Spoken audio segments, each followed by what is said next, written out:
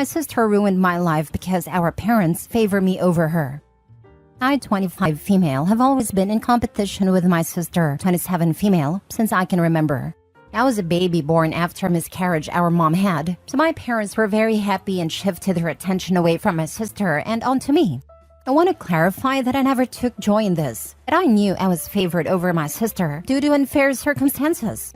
I tried to connect with her growing up because I considered her a really cool person, but she always seemed uninterested, which only made my parents chew her out for hurting my feelings. Obviously, that only caused her to hate me more. When I turned 15, I completely stopped engaging with her. My parents didn't push for us to be friends either and kept their attention on me, which has always bugged me because who wants to be cuddled and surveilled 24/7? Anyway, things went alright for me and I eventually got myself into a good college, and my parents offered to pay for everything: food, rent, school supplies, etc., since I wanted to move out of their house. I wanted to be independent, so I declined. But when my sister heard of this, she was understandably mad, as they had refused to pay for anything, and told her she needed to learn responsibility by paying for her own things. She blew up at my parents, but mostly at me for stealing away the attention of our parents her entire life and making her miserable. I tried to explain that I agreed that they were bad parents and that she deserved better, but she just told me to shut my whole mouth and that she didn't need my sympathy. My parents forced her to apologize and threatened to cut contact if she didn't. I agree that was harsh, but I understand how frustrated she must have felt her whole life, so I don't hold it against her. Since she didn't have much of a support system other than them, she sent me a super long apology over text and tried to mend things, though it was obvious she only did it just because she was forced to. During the first few months of college, I ended up meeting a guy named John, 26 male, and we started dating shortly after. Everything just clicked, and it seemed like he knew my every thought. At my 20th birthday party, I introduced him to my family and everything seemed to go well. I kept my family and John separate because my parents were always super nosy and my sister seemed extremely judgmental when I would bring company. This time around, she was super friendly though. Looking back, my sister was definitely a little too touchy with him, but I chalked that up to her just wanting to overcompensate to mend our relationship further. After I graduate, John ended up proposing and I said yes, as I was head over heels in love. We decided on having a wedding once we had secured good paying jobs, and things seems to be perfect between us. Flash forward to 3 weeks ago, and I got the most gut-wrenching message of my life. It was from my sister, telling me that she was pregnant and it was John's. In addition to that, she sent screenshots of messages and explicit images between the two. They professed their love for each other multiple times, and John said that my sister was the best he'd ever had in his life, despite him saying the same to me. It had been going on for majority of the years we'd been together. To say I sobbed my eyes out would be an insulting understatement. I asked her how she could do this to me, and she replied, "Now you know how it feels to get your whole life ripped away from you. He loves me more, and I'll make sure he leaves your sorry butt for me and our baby. Go cry to our parents and see if I care," and then blocked me before I could respond. I screenshotted a lot of it before she did. The best part I used to call my fiancé came home hours later from work and saw me crying. He begged to know what was wrong and tried to comfort me, but I blew up at him and kicked him out. It's my apartment that we share. He admitted to the affair over text and said he loved me but loved my sister too and had to be there for his child, so the engagement is off. His brother came and took all his stuff, and he hasn't even given me an apology for any of this. I've been crying for almost a month straight, and all I want to do is beat the living crap out of my sister. But I know I would go to jail, especially since she's pregnant. I used to look up to her so much, and I thought that things were finally looking up. But then she decided to backstab me, and for what? Mommy and Daddy's love that I never wanted in the first place? I barely even liked my parents either because of their behavior. But I'm the villain? For Pete's sake, you would think an almost 30-year-old woman would seek therapy or talk to me directly about her resentment. But no, she had to sabotage my life for the sake of hers being awful. I can't even feel any sympathy for her anymore, and I just want to go away forever. I have extremely alarming thoughts, but I've just resorted to locking myself in my room all day since I work remotely, and it's calmed down in the last few days. My sister unblocks me occasionally to keep rubbing it in my face that he chose her over me, sending picture of them together and her baby bump. I've already blocked her to make sure she leaves me alone. She's a grown woman for God's sake, gloating like a child. If he's willing to cheat on me for so long, I feel incredibly bad for their baby, but definitely not for her. I haven't told my parents yet, and I'm unsure how to even go about it. They'd 100% take my side, but they aren't good people, so I don't want their crappy support. I haven't told my friends, and I don't have a therapist. I want to tell someone, but this is so incredibly humiliating that I can't bring myself to do much but cry and drown myself in work. I saw myself growing old with him and having my sister as a bridesmaid. Like I really thought we'd grown past our issues, but now they're together and left me to fend for myself. Again, this is so goddamn humiliating, but I need to talk to someone. Now for the top comments. Your sister just destroyed her whole life to mess with yours. You will move on from this. Her? She's stuck with a man she doesn't love, just the man she used, that she knows is a cheater, and she's bringing her child into this. She will never be able to get past what she just did to herself. Is she going to brag about how she met him to her kid? His family knows who you are. This will follow her. Her whole life she has made about you, her childhood, her adult years, her future child's life.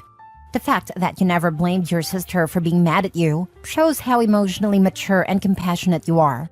One day you are going to be married to a faithful man that you love more than you thought possible, and you will look at the kids you share, and you will know that your sister just gave you the biggest gift. And you will know it's something that she can never have because she chose to be hateful to someone who didn't do anything to deserve it. Block them. Change your number if you have to. Tell whoever you need to the truth, and tell mutual friends who don't want to know anything about them. And never answer him when he reaches out with regret, because he will. For sure, OP, listen to this. She is and will always be miserable. Until she is happy with herself, she will never be happy with anyone. When her kid misbehaves, it will be your fault for making her go behind your back and get pregnant by your ex-fiancé. When it cheats on her, it will be your fault. All of her choices will always be your fault. When she's still not happy after trying to ruin your life, it will be your fault. She did not make these choices out of love or respect or kindness, and therefore she will never have real love, respect, or kindness in return. I feel horribly sorry for the kid, either going to be neglected or egregiously spoiled. One day you will realize the giant gift she gave you, preventing you from marrying that total a-hat. You will be happy again, and it will make her even more miserable. She's already really miserable. No person actually happy in the relationship reaches out to someone to say how great it is. Honestly, you should thank her the next time she texts before you block her. Get under her skin once. Thank you for saving me. If he was tempted by you, it just means that he would have been tempted by someone else down the line, and I'm not stuck with someone who could be disloyal to me. I'm not tied to him by children, so I have a fresh, clean slate. I hope you two are so happy together, and then block. I'd also mention that his lack of loyalty is her problem now, and to think about that every time he goes to the gym, works late, or fails to show up for something, because it's only a matter of time. Good luck eventually being a single mom. Every single person in your life is trash. Let them all go. Get therapy, move away, have your own family somewhere else. Your own friends, another boyfriend, everything. Just get away. Find a therapist now. You really need one. Don't be ashamed. You didn't ask for this. Your sister is mentally ill. Trust me, if you find someone else, she'd try to seduce them too. This happiness won't last long when she sees you happy again with someone else. Trust me, if you find someone else, she'd try to seduce them too. This would be my fear as well, that she would try with every future partner till the day she passed. And even if she couldn't seduce them, that she'd just lie and say she did just to mess with Opie. Sis and John planted a forever seed of doubt.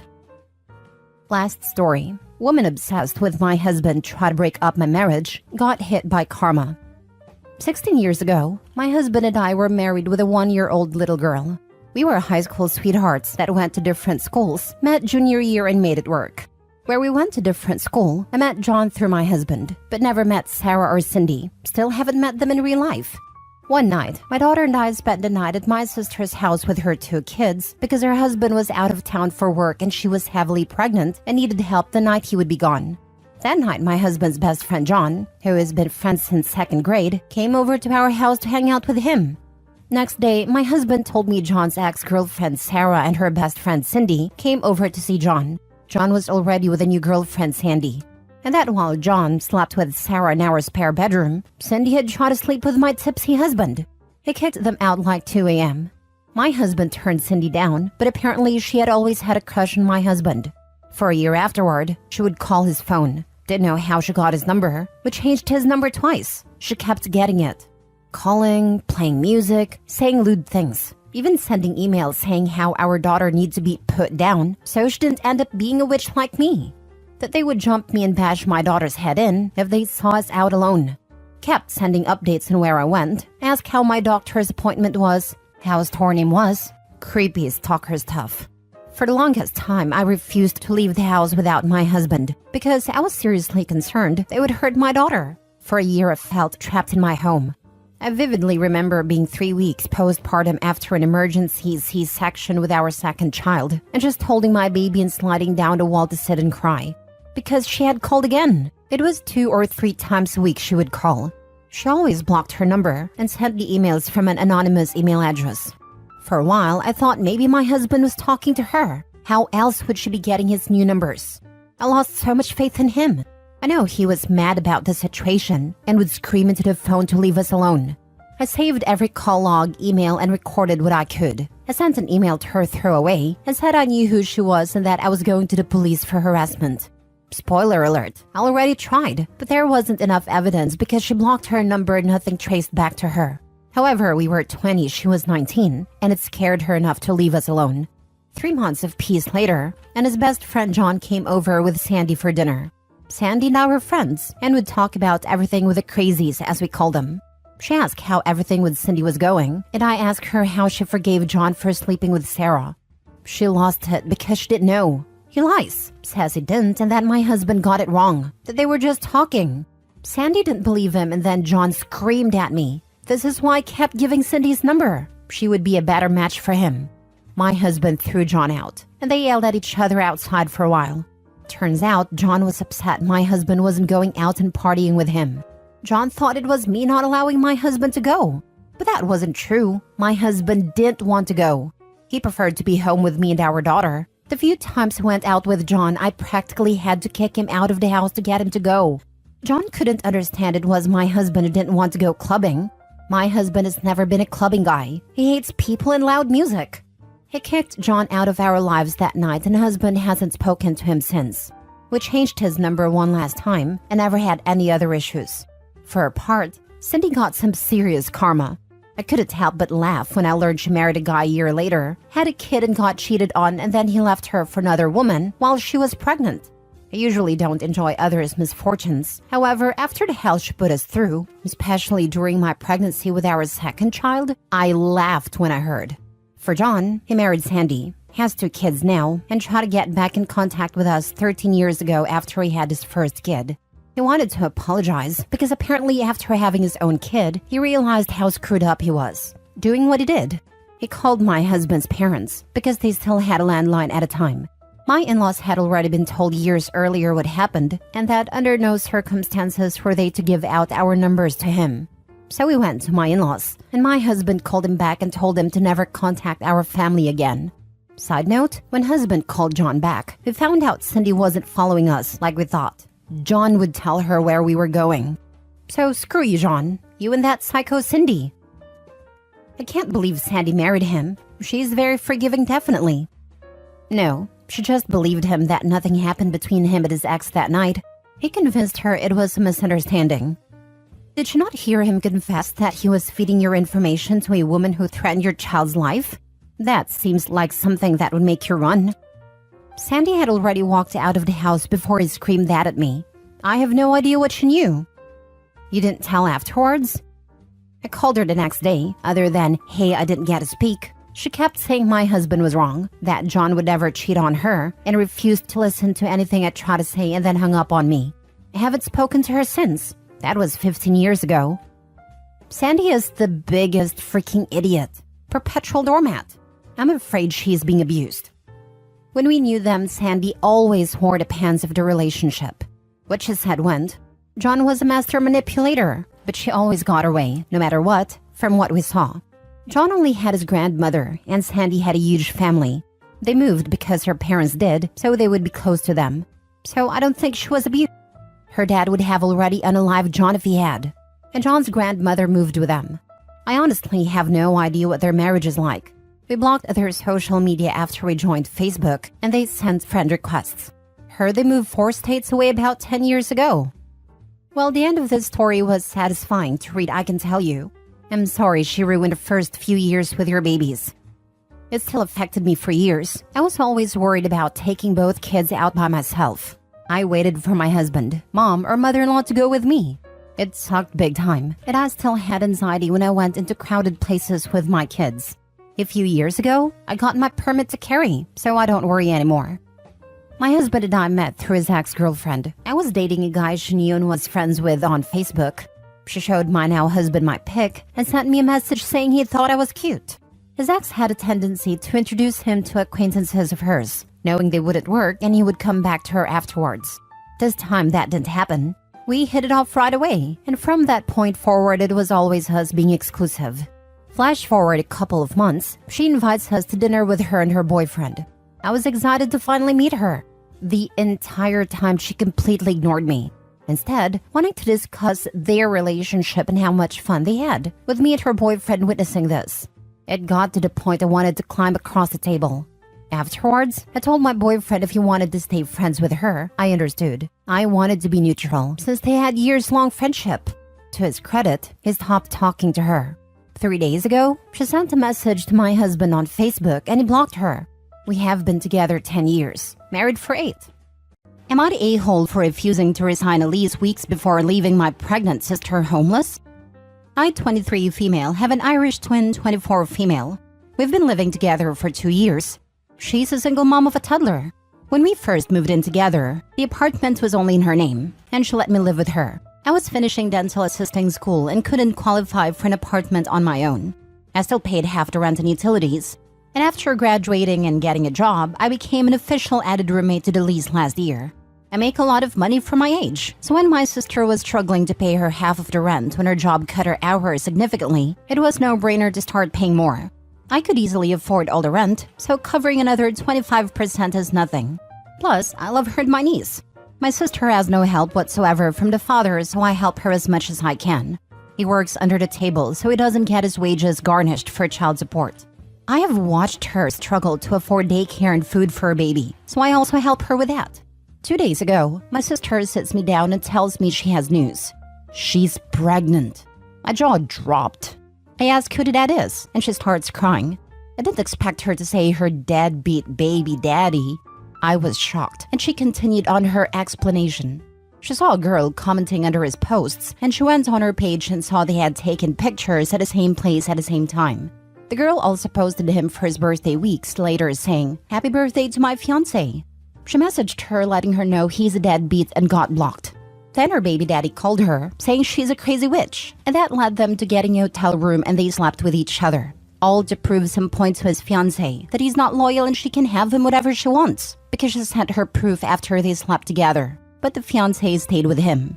As she's telling me this story, I just sit there upset.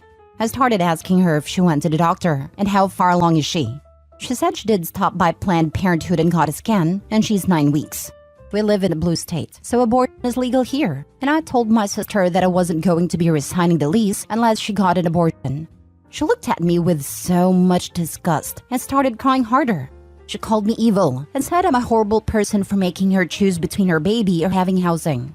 I told her with her hours now, she can't afford even half the rent, let alone the daycare she splits between me, our dad and aunt. So to understand the position she's putting me in since the responsibility's falling on me. She told our family, and they're mad saying I'm being heartless to even ask her that, and that I shouldn't punish her, and that I should sign at least 6 months so she can get her act together, since 5 weeks isn't a lot of time. I said no, she's ungrateful for all the help I've done, so I'm out. Now they're saying I'm an a-hole, since when I didn't qualify, she let me live with her even though I paid half. Now for the top comments before reading the update. I shouldn't punish her and I should sign at least 6 months. Not the a-hole. I hate when family tries to spend other family members' money.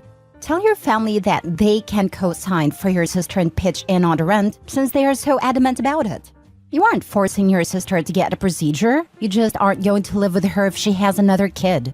The kids are not your responsibility, and you should not have to take care of them. Deadbeat dad's future wife should know that if he cannot afford child support, they will get it out of her wages. When they get married, the courts take into consideration the household income, so she will be on the hook for both kids, if in the US. If it's paid under the table, court will require him to get a job.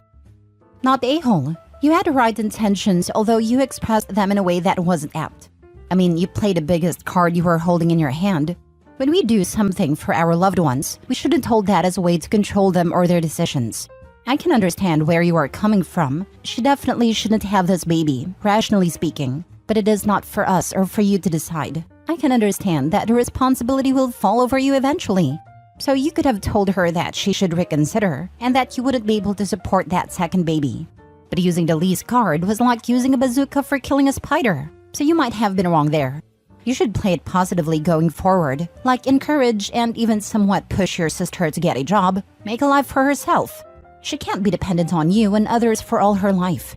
She needs to sort out her life by herself. You guys are there for her to count on and to support her, but she shouldn't take it for granted. I brought up the lease since it's approaching and we spoke over the summer about wanting to renew again. So I wanted to let her know I had a change of heart. She does have a job. Her hours are now part-time though, and she can't find a second one. I want her to have an amazing life, but I feel like it's a slap in the face for her to have another baby by a guy who doesn't help with the first one, and that I'm expected to support the new one. With one baby it was tolerable, but two is making me realize that I want more out of life than to stick around and keep helping her. Next story.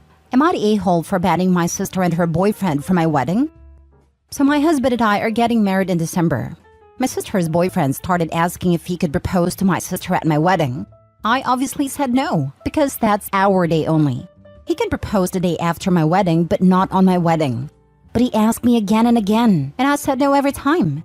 The 50th time when he asked me, I said not only can't he propose at my wedding, but he can't even come to my wedding. Then my sister started to fight over this. She knew her boyfriend wanted to propose to her at my wedding. I told her that it's gonna be my day and my husband's only. She started to call me names because I banned her boyfriend from my wedding. She said that if I'm not gonna let him propose to her, then she's gonna ruin my wedding dress. She even said that she's gonna sneak her boyfriend because she wanted to have all the family members be present on her proposal. I said that's fine. She's also banned from my wedding now. A few days later, some family members called me to say I'm a heartless person because I broke my sister's heart. They said she cried because she wanted to be on my wedding. She wanted to see her little sister getting married.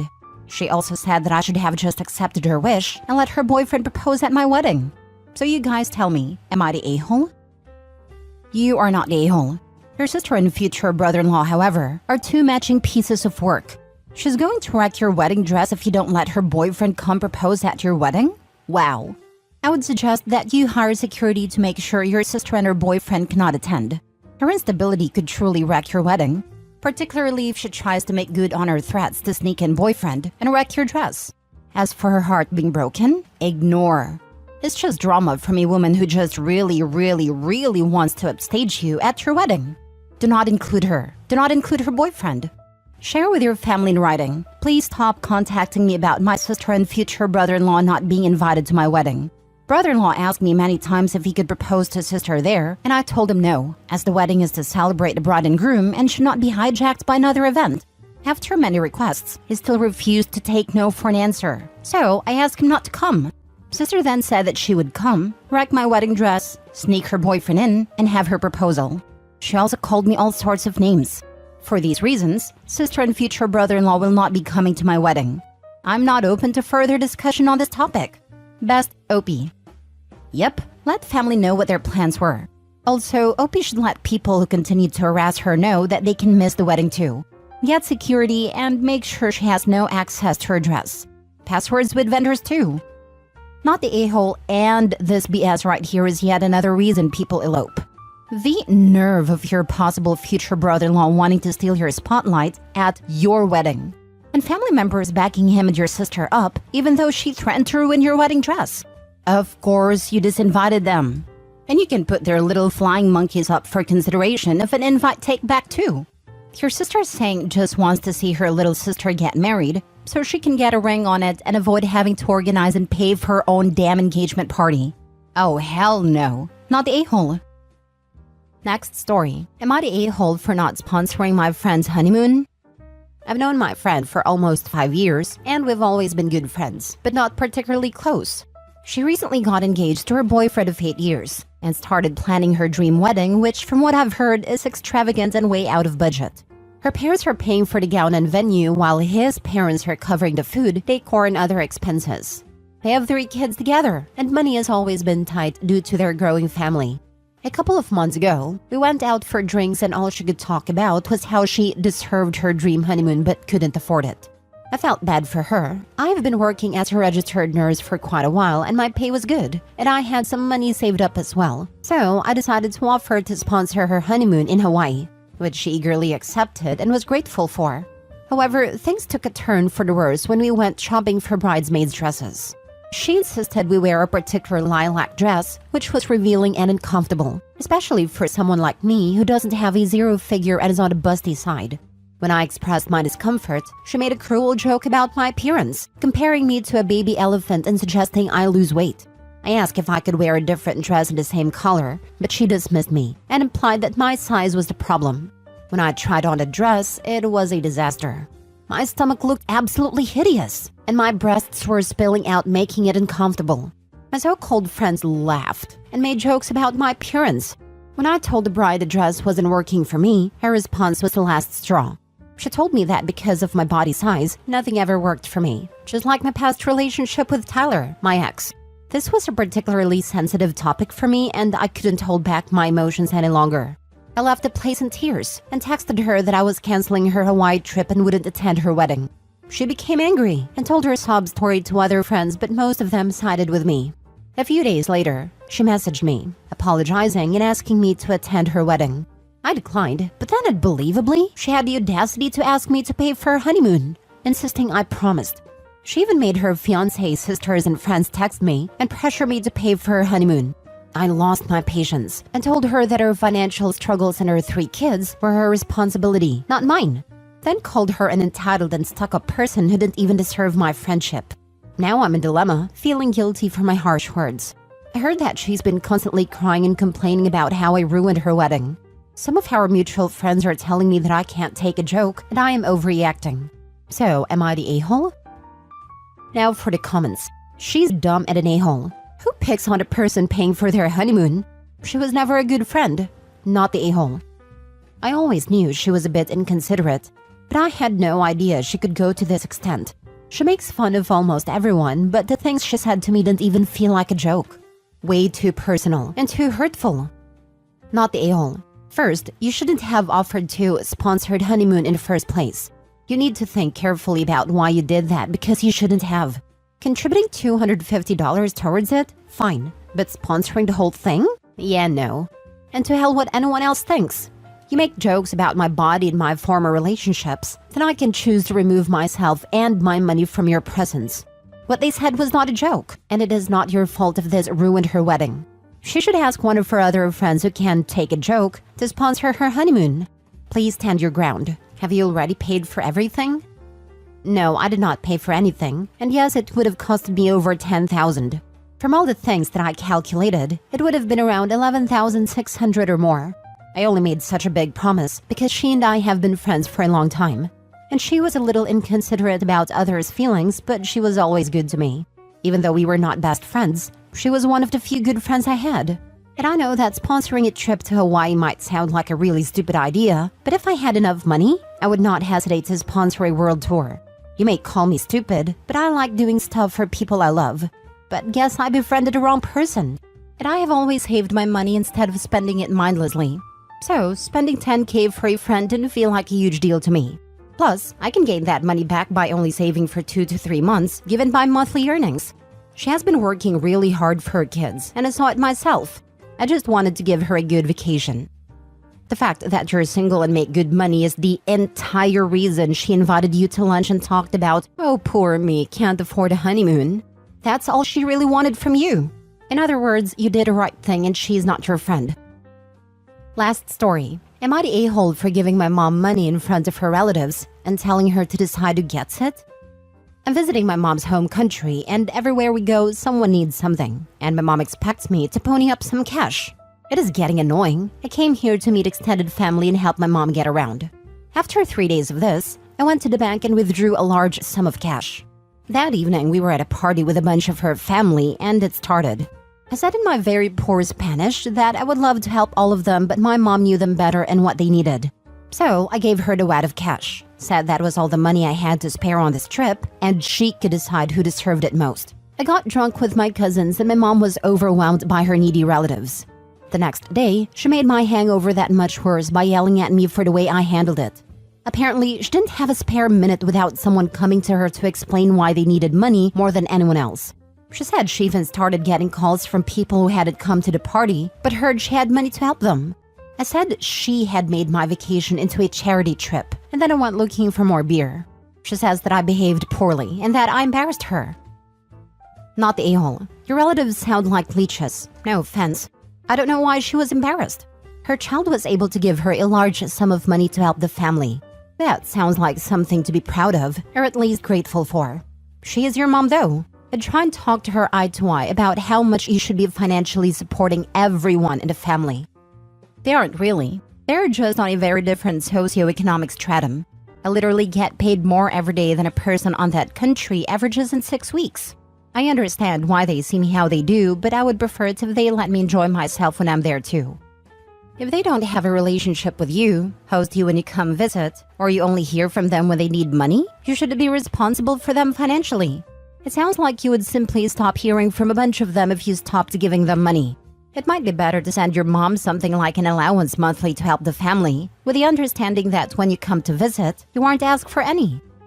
Not the a-hole. She expected you to hand over as much money as she felt the individual deserved, right? With her controlling your money? So you just gave her full control of the money and removed a middleman and let your relatives know who to ask if they needed money. It was a brilliant move to end her power play. I'm guessing mom didn't want the relatives to know she was determining who got how much because it would just complicate her life. Relatives hounding her for money with her sob stories, getting angry for not getting any or not enough, etc. Info. Did you have a conversation with your mother about how this made you feel before reaching this point? Before we left home. It isn't the first time. Then 100% not the a-hole. Your mother messed around and found out. Good on you. My best friend's ex-mother-in-law demands my friend become a submissive wife to her stalker's son. This is part 2 of the stalking ex story, posted almost a month after last update. If you haven't watched the first part yet, click the link in the description. Now on to the story. This is an ongoing mess with my female 29 best friend's female 30, ex-male 29, and now her ex-mother-in-law. Now, my bestie never married her ex, but for simplicity's sake, I'll refer to her ex's parents as ex-mother-in-law and ex-father-in-law. Bestie and I lived together with my parents in a newly bought house. She's pretty much a daughter to my parents, and we are platonic life partners by this point. Her ex ghosted her for 3 years and has been hounding her ever since he found out we bought a house, trying to get her to take him back and live in our house. We've tried reaching to the police, but since nothing serious has happened, we've reached a wall and can only wait. Her ex-in-laws no longer live in the US, but they did come for Thanksgiving. Though my bestie is no longer dating their son, she offered to pick them up at the airport and take them to their hotel. Reason I was told was, they would do that for her when she was in college. I didn't like it since her ex is a problem, but she wanted to use the chance to ask her ex's parents to intervene, and maybe get him off her back. I still didn't like it, but I figured they probably were okay, based on how she described them. And I was completely wrong. My bestie arrived in tears, and with a scratched cheek. Immediately I asked her what happened and now I'm seeing red. The next part comes from how my bestie described things to me. Bestie told me picking them up went well, and they had talked about the old days. They asked my bestie if they could stop in a nearby restaurant they always liked, and bestie, being her usual self, decided to treat them to lunch. All hell broke loose at a restaurant though. Apparently, her ex-mother-in-law demanded to know why bestie did not take her abusive stalker ex back. According to ex-mother-in-law, my bestie is responsible for her baby boy since she was his girlfriend, and they were married in the eyes of God. To start, they'd never legally marry, and bestie is an atheist. So yeah, bestie tried to defuse the situation, explaining she's moved on with her life after 3 years not knowing where he was. She did try to ask her ex-mother-in-law to convince her son to leave her alone, and that bestie just doesn't want him in her life anymore. Ex-father-in-law seemed to agree with her, and apologized for all the heartache and pain she went through. Ex-mother-in-law, however, took over the conversation and began screaming that thanks to my bestie, her son had no life. That apparently, my bestie was responsible for her firstborn not having a wife, her children. And the least she could do is take responsibility and become the submissive wife he deserved. Ex-father-in-law tried to pull his wife away, more than likely because they were causing a very public scene. Bestie simply said she would not ever consider marriage to her ex. She then said it might be best to take the food to go and for them to go to their hotel. She paid all the food, despite ex-father-in-law offering to cover his and his wife's meal, and drove them to the hotel. On the way to the hotel is where things went from 1 to 100. Ex-mother-in-law had spent the whole drive escalating demands. From taking him back to marrying him, to have a child and give her son the house as demand in the relationship. Ex-father-in-law apparently kept telling her to stop, but there was no way she could be quiet. Finally, my bestie had enough, stopped the car and told ex-mother-in-law she will never take a failure of a man like her baby boy as a husband, let alone give birth to his spawn. That she was glad no other woman had stayed long-term with him, since he really won't be a good addition to the gene pool. I gotta admit, I'm proud of her for that last one. Ex-mother-in-law went crazy and jumped on my friend. Her husband luckily grabbed her, but she still manages to get my friend on the cheek. She began screaming BFF was the reason her family had split, called her a whore in our native language, and said she wished our house burnt with all of us inside. Ex-father-in-law just told my friend to drop their bags on the sidewalk and drive away while he held back his demon of a wife. And Bestie did exactly that. Next thing she did was drive back to us. She was not so much hurt by the insults or even the attack, but more the notion that a woman she once saw as a second mother would treat her like this. I told her to just relax a bit, so she's watching some movies with the dogs while I write this and do some work. Tomorrow we're both calling out and just having a girls' day with my mom. I did get in touch with the ex's sister and let her know what happened. She already knew from her dad and asked if Bestie was pressing charges. She should, but she's not.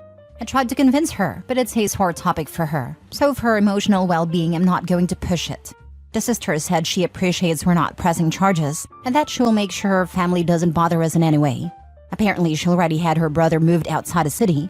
Not sure how or where, but I'm glad he's gone. So hopefully we're done. We're going to avoid going out too often until we know the ex-monster-in-law is gone from the city. It's not a small city by any means, but I wouldn't put it past these crazies to try to stalk my bestie. Now for the top comments before reading the last update. Pressing charges will expedite the restraining order. Your bestie seriously needs to rethink her decision. The ex-mother-in-law is deranged and dangerous. Another good reason to press charges is to establish documentation of the ex-mother-in-law's violent behavior. If, hopefully not, a fire does happen, documentation will point the authorities in the right direction as to who possibly started it. I absolutely agree, but I also know right now is not the right time to push it. I'm hoping my mom can talk to her about it. At the very least, pictures need to be taken of the scratches. Pictures sent to an email with a detailed account of the attack, just in case it's needed later. Hopefully ex-mother-in-law is going back to her country. They can find their own way to the airport. Meanwhile, block her on the phone and social. That family, except for the sister, is beyond arranged. Your bestie needs to stay away from that toxic, dangerous family. Bestie needs a reality check because she is still in contact with them.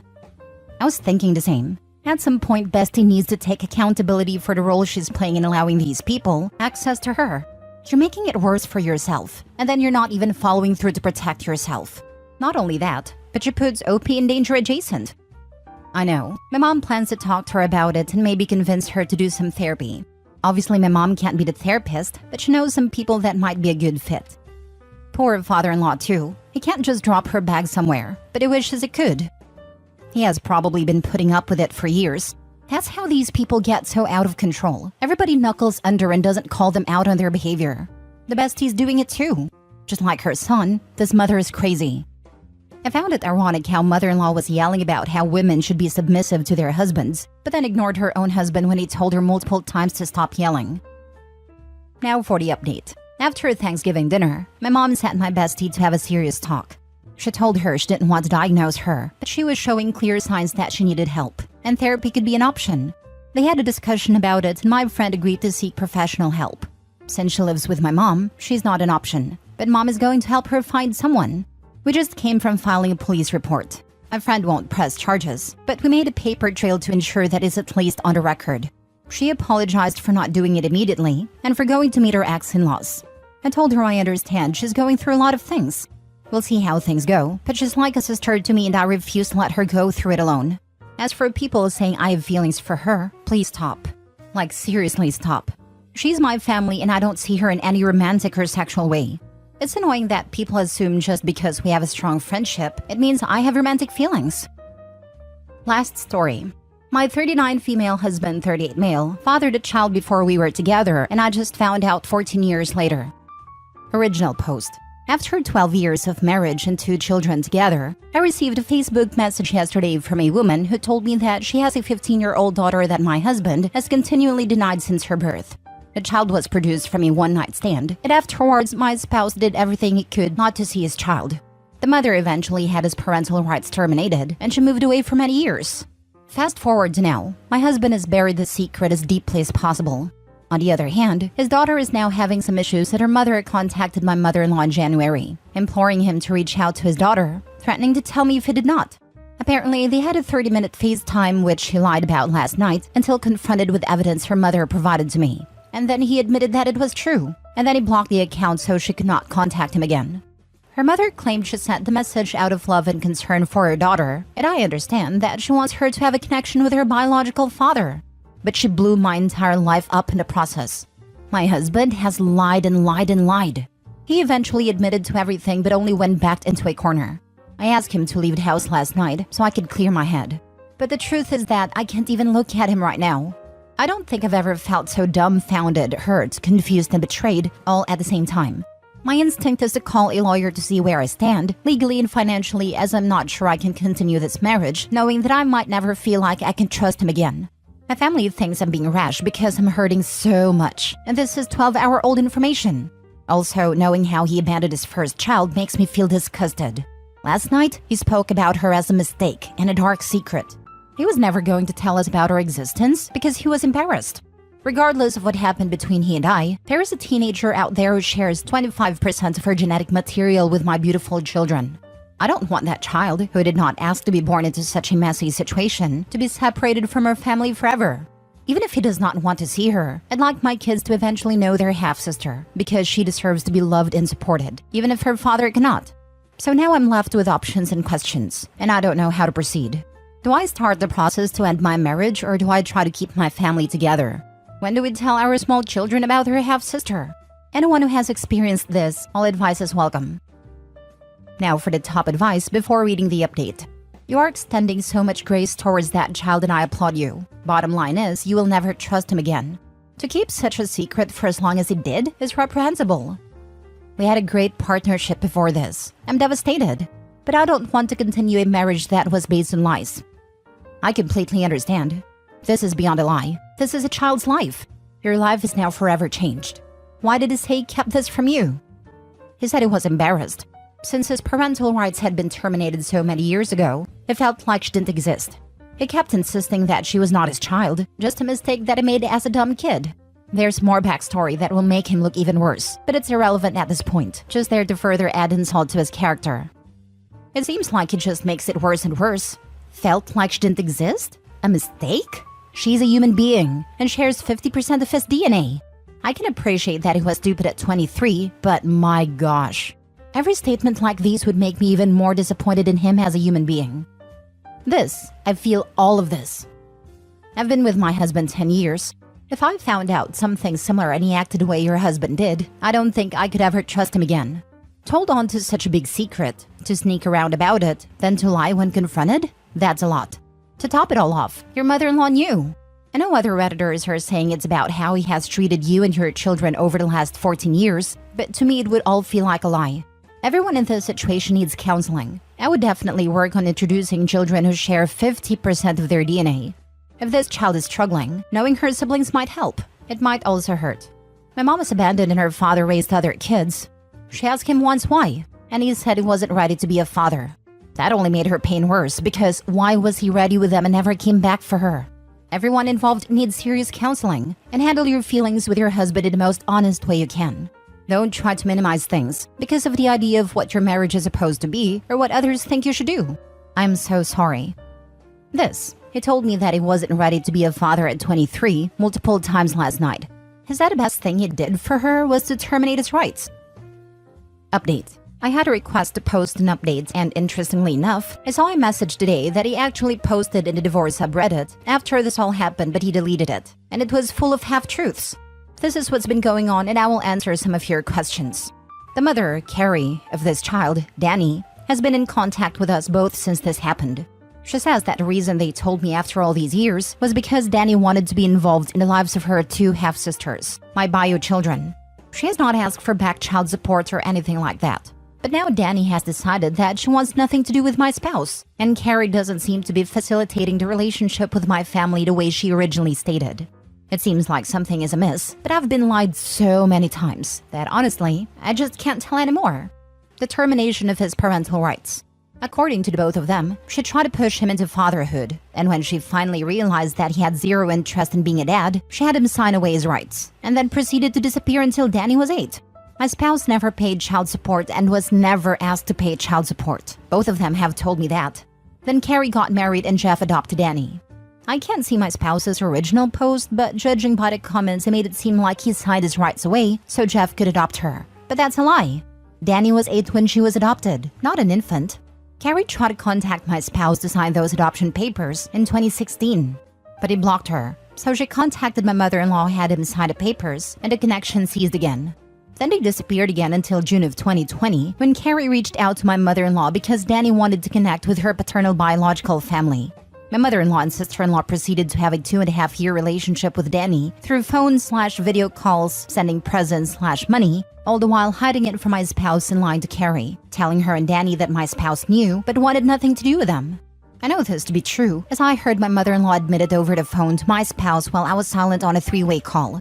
My spouse had zero idea that anyone had contact with Carrie or Danny until a week after I found out about the situation. In January of 2023, Carrie delivered my in-laws an ultimatum. Either produce Danny's bio dad, or they would contact me and let me know what's been happening over the past 15 years. My spouse then agreed to a video call with Danny, where he promised that he would tell me he'd make an effort to make her a part of our lives. Within hours, he had Carrie blocked, and his mother and sister were so scared of their lie being discovered that they stopped talking to Danny altogether, without an explanation. Fast forward to September 2023, my mother-in-law texts Danny to have a good school year, and that was the last straw that broke the camel's back. A few weeks later, I received a message that would change our seemingly happy life forever. Presently, he has cut off his family completely. Carrie has also cut off all communication with his mother and sister. They're toxic, and it is the right decision for now. He comes from a long line of liars, and he is no different. He and I are both in therapy. Marriage counseling starting next week. I'm having good days and bad, as expected. My oldest child will be starting private therapy as well. We haven't told her about Danny, but I don't feel right about keeping the secret. And I know both of my kids have been suffering from the fighting and disruption to their normally quiet lives. I've been trying to put my pieces back together, but I'm still very shattered. I'm journaling out my feelings, but anger is present a lot. I don't know if I can ever trust him again. I don't know if I can ever trust anybody again. But I'm working on it with a lot of help from my parents, friends, and therapists. How do I build trust again with the father of my children, even if it's just as co-parents? How do you build trust? You don't. You have some self-worth and get you and your kids out of that up situation. This comment made me feel terrible. I actually have a lot of self-worth. I know that I'm a good person, and both myself and my family deserve better than this. Trust is a really important thing for me and anyone who has a heart. Even if I just need to build enough to feel comfortable leaving the kids with him alone in his new place. Am I the a-hole for telling my parents I am willing to sell them my forgiveness? My parents expected me to be independent the minute I turned 18. They gave me the money they have saved up for my education, and they started charging me rent about $500 a month. I was lucky enough to have a partial scholarship, and I found a job in the city my university was in, so I moved there before the school year began. With my parents' money, my scholarship, and my wages, I was able to scrape by. I rarely, if I ever, spoke with my parents, as I was kind of busy. I guess they decided that they didn't want that kind of relationship with my younger siblings because they were not presented with the same option. They both lived at home all through university and even afterwards. I got $5,000, while my brother and sister got their school paid for. I am 34 now, with a decent job and a great girlfriend whom I will be marrying this summer. I sent my parents and siblings an invitation. They called me to ask why they were not involved in the wedding. I responded that they hadn't really been part of my life in 16 years, and that I was being nice by inviting them. They said that they acknowledged that they made mistakes when I was young, but that it was in the past, and that I should get over it.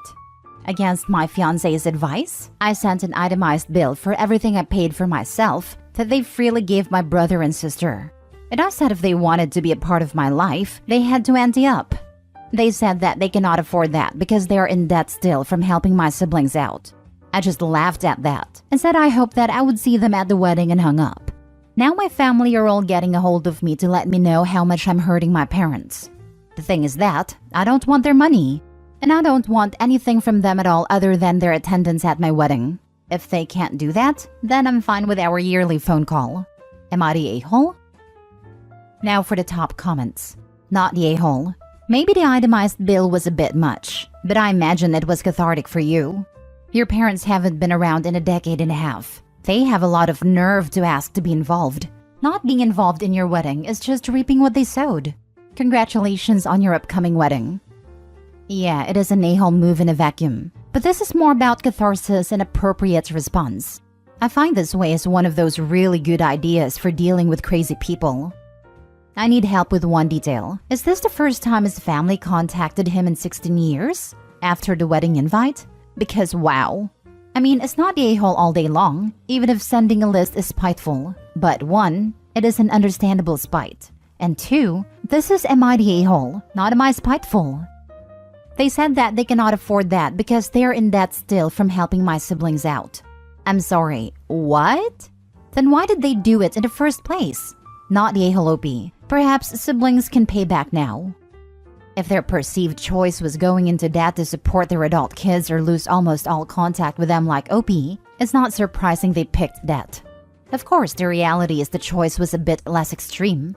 Let them live at home rent-free and pay what they could without going into debt. I mean, there's a middle ground that the parents haven't quite figured out. The lack of contact is also a choice that's not financial, because they could have at least checked on OP more, even if they cut him off financially. It sounds like they emotionally cut him out too. Even if OP was upset over the financial cut-off, they should have kept reaching out, because why he was upset was understandable. The way OP explains it, it seems he was the one to cut off contact.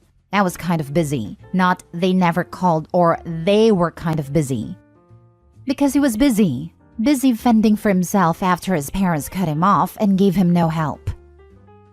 Next story. Am I the a-hole for refusing to rotate events between my parents? It's a tale as old as time. My parents stayed together for the kids. They got divorced 5 years ago, basically the second my youngest sibling left for college. I, 35 female, am married with kids of my own, and nothing much changed for us other than now seeing my parents separately for the most part. I have 4 kids, all in elementary or middle school. This means we have lots of stuff going on, from school plays to sports matches to recitals. My parents are active and involved grandparents, and they both try to come to as many of these things as possible. We had, of course, about 2 years where these things were not really happening so much, but now we're finally back to a normal schedule, and these types of things are back on. For some reason, my parents' divorce proceedings have dragged on for longer than they should have, and the financial stuff is still being hashed out. Unfortunately, it has gone from relatively civil to hostile. I'm not taking sides. I love both my parents, as do my kids, and their divorce is not my business.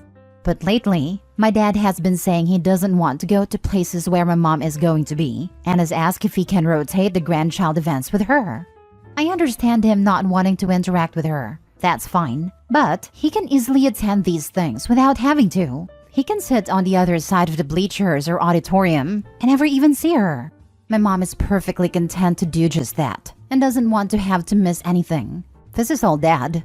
I told him there's really no reason he can't go to, say, a school play and just sit as far away from mom as possible. She doesn't want to talk to him either, and neither are the type to ever make a scene. So no, I'm not going to make a rotation. They are both invited to all of these things, and dad is free to go or not. His choice. Needless to say, dad is not pleased. Mom thinks it's perfectly fair, but she's obviously biased. Husband agrees with me. One brother agrees with me, but that's because he's likely proposing soon, and is worried about dad being like this for all the wedding-related events. My other siblings are younger and don't really have that sort of thing on their minds, and are saying I'm being unfair to dad. But maybe they have a point? Am I the a-hole for how I'm handling this? Not the a-hole. Your parents, particularly your dad, need to do better for their grandkids if they want to be involved in your life. It sounds like you are being incredibly respectful of the divorce, not taking sides, etc. Rotating events also creates huge logistical problems. You can't rotate one-off events like graduations, etc. All that's going to end up happening if you do is you create a whole new set of problems where someone complains that grandparent A got to go to XYZ, and they were way more important than the events grandparent B got invited to. Or at Christmas, grandparent A has somewhere else they can go, but it's their turn, even though it might be better to have grandparent B. Not to mention that a parent with a million kid activities to coordinate doesn't need to worry about even more logistics for each event, big or small, for no good reason. Not a-hole. Your dad's acting like a petulant child. And your younger sibs are wrong. If granddad doesn't want to see grandma, then granddad better question the love for his grandkids. He's there for the kids. If he can't look at that way, then it's a personal problem. Your younger sibs don't see it this way because they don't have kids yet. It's weird, but once you have kids, you realize that you do a lot of things for your children and grandchildren. And a mature person would see that sometimes compromises have to be made, and you may not like it, but you want to be there to support them. Definitely true about having to think about kids. Though my brother who's planning to propose soon doesn't have kids, but is thinking like me, because he doesn't want to be in a position of having to choose which parents attends his engagement party and wedding. And he wants kids, so I bet he's thinking about what will be when he does have them. I think the situation would be different if it was an abusive marriage. If this is all just pettiness or resentment, then it's on your dad to decide what's more important, being an active father and grandparent, or trying to punish your mom by having her barred from family events. Whether he views it as his punishment or not, that's what it is. Give it time. Don't uninvite anyone and he should come around. Next story. Am I the a-hole for telling my sister she needs to pay for childcare or I'm not going to her wedding? My female 25 sister's wedding, female 28, is in a couple months. She recently sent out invitations. I was invited as a regular guest, not a bridesmaid or maid of honor, since we live a state apart. And obviously, there's a certain level of involvement and time that goes into being part of a bridal party, which I understand. I want to be there for my sister, and obviously I'd like to see her get married. But the problem is, I'm a single mom. My son is 6, and when he's not at school, I need to be home watching him. So being out for hours at a time isn't really in the cards for me right now. My sister's wedding is child-free too. Since it's taking place in her state, I'd need to commute. And I'd probably have to be gone from my house for 2 full days. I can't have family watch my son since they'll all be at the wedding. And I don't really have friends who will babysit for 2 days. I contacted my sister and asked if she'd be willing to let my son come to the wedding with me, and explained he couldn't be left alone so young, and that I didn't have anyone to watch him. She responded by telling me her no children policy was strict, and she wouldn't make exceptions. I explained my situation again, and said I need some form of childcare or to bring him with me. I then asked her if she could pay me to hire a nanny or babysitter to watch him. She got offended and said children and weddings are both parts of life, and I need to just figure it out. It's my kid, my problem. Which, sure, that's true. But also her wedding, and her making it a problem by not allowing me to bring my kid. I told her she could either pay for my childcare or I wouldn't be going to her wedding, which all she did was call me ridiculous and entitled. She said she shouldn't have to pay for my child, and that part of being an adult is knowing how to take care of that kind of thing.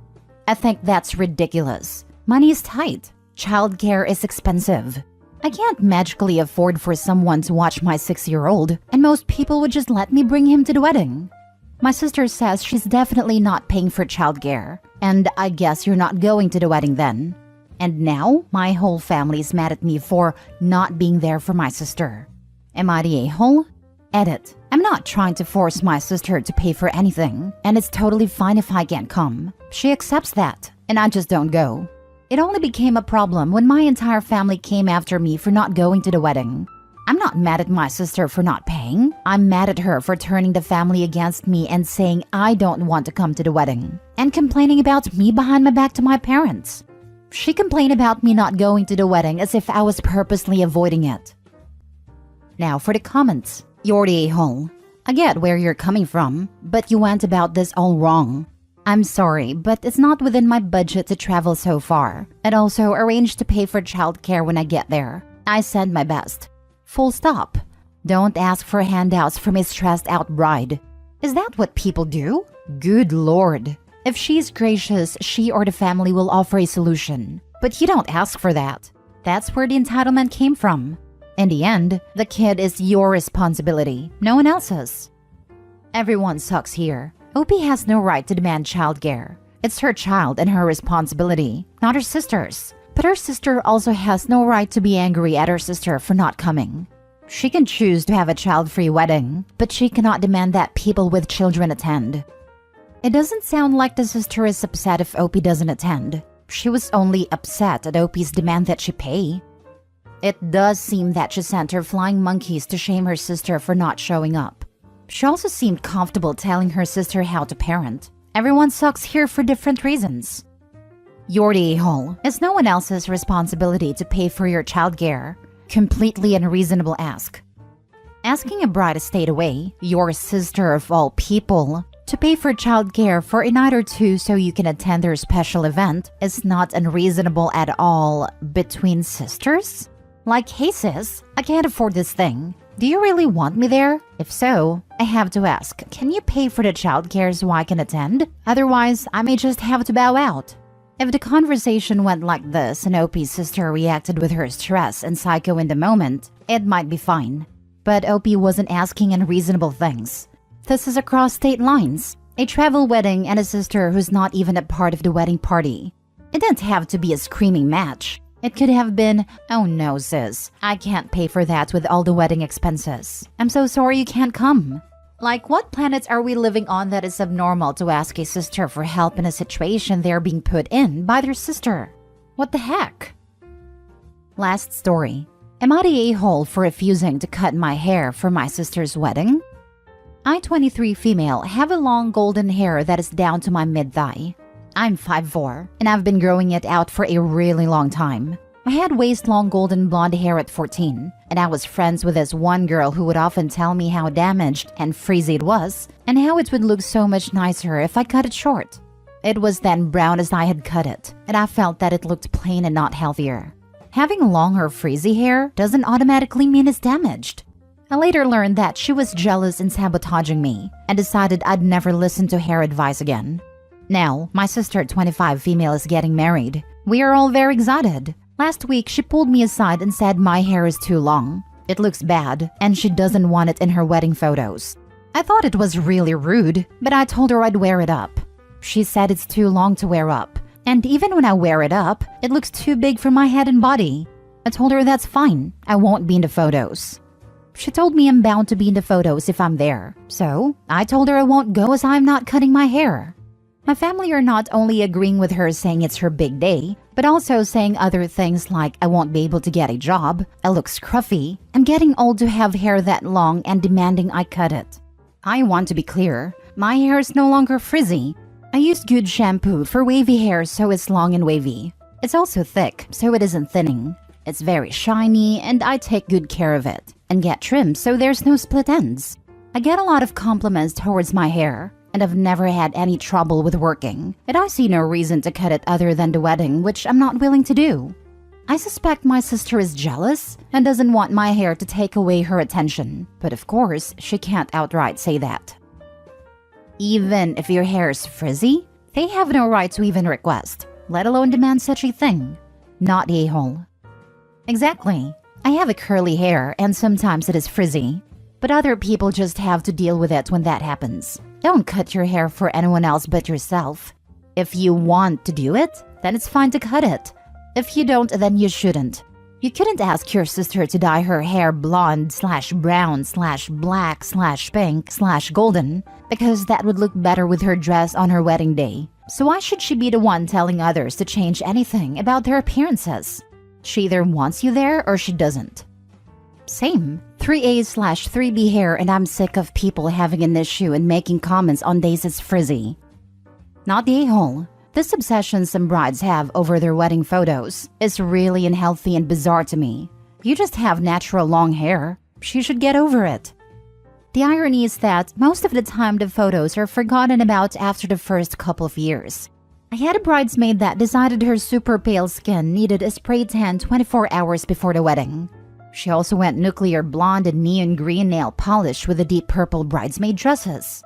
There was nothing I could do on the day of, so I rolled with it. But I do make a point of reminding her of how she looked, and is now mortified by it, because the goal was as much attention as possible. Keep your hair, the pictures won't matter down the road. Not a-hole. I'm very sorry for this misfortune, but the description of your bridesmaid had me rolling. Oh, I have one photo up from my wedding 20 plus years ago. I still giggle whenever I look at it. She did it to herself. Beautiful dress, Cheeto skin, nuclear blonde hair, and that nail polish. She thought she looked good, but everyone else was wondering what was up with the bridesmaid who missed the look. Since I wanted a marriage more than I wanted a wedding, I wasn't thrilled, but the idea of freaking out on her would have helped anyone on the day of.